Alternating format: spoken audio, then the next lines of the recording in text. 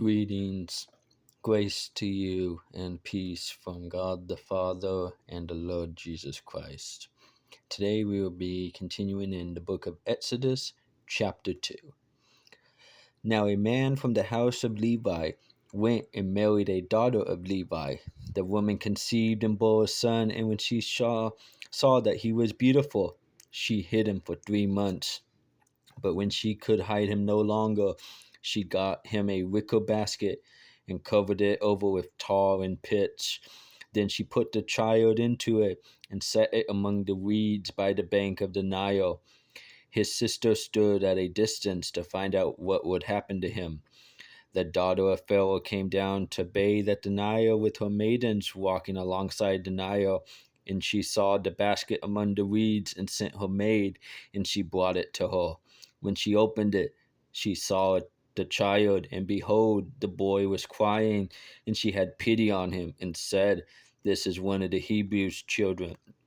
Then his sister said to Pharaoh's daughter, "Shall I go and call a nurse for you from the Hebrew woman, that she may nurse the child for you?" Pharaoh's daughter said to her, "Go ahead." So the girl went and called the child's mother. Then Pharaoh's daughter said to her, "Take this child away and nurse him for me, and I will give you your wages." So the woman took the child and nursed him.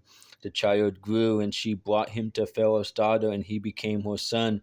And she named him Moses, and said, "Because I drew him out of the water." Now it came about in those days, when Moses had grown up, that he went out to his brethren and looked at their hard labors, and he saw an Egyptian beating a Hebrew, one of his brethren. So he looked this way and that, and when he saw there was no one around, he struck down the Egyptian and hid him in the sand. He went out the next day, and behold, 2 Hebrews were fighting with each other. And he said to the offender, "Why are you striking your companion?"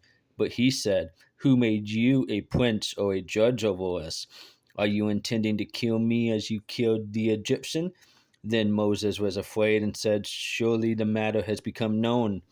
When Pharaoh heard of this matter, he tried to kill Moses, but Moses fled from the presence of Pharaoh and settled in the land of Midian, and he sat down by a well. Now the priests of Midian had 7 daughters, and they came to draw water and filled the troughs to water their father's flock. Then the shepherds came and drove them away, but Moses stood up and helped them and watered their flock. When they came to Ruel, their father, he said, "Why have you come back so soon today?" And they said, "An Egyptian delivered us from the hand of the shepherds.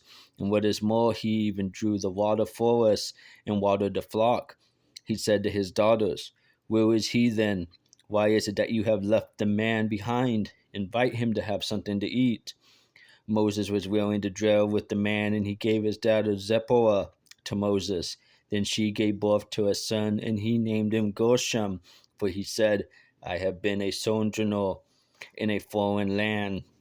Now it came about in the course of those many days that the king of Egypt died, and the sons of Israel sighed because of the bondage, and they cried out, and their cry for help because of their bondage rose up to God. So God heard their groaning, and God remembered his covenant with Abraham, Isaac, and Jacob. God saw the sons of Israel, and God took notice of them.